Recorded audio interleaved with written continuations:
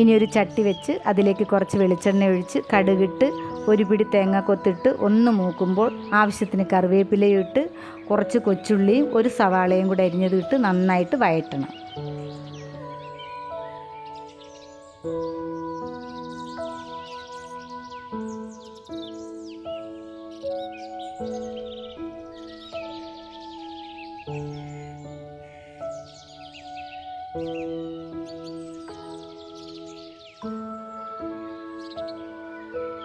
അപ്പോൾ ഈ ഒരു പാകമാകുമ്പോൾ ഒരു തക്കാളി എരിഞ്ഞത് 2-3 പച്ചമുളക് കീറിയതും കൂടി ഇട്ട് ഒന്നുകൂടി ഒന്ന് വഴറ്റി കൊടുക്കുക.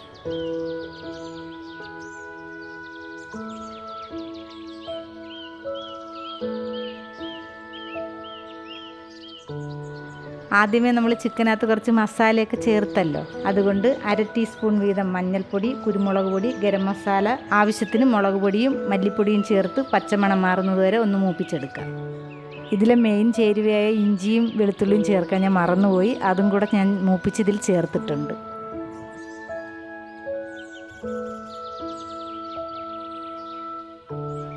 ഇനി നമ്മുടെ ചിക്കൻ ഇതിലേക്ക് ചേർത്ത് കുറച്ച് വെള്ളം ഒഴിച്ച് നന്നായിട്ട് ഇളക്കി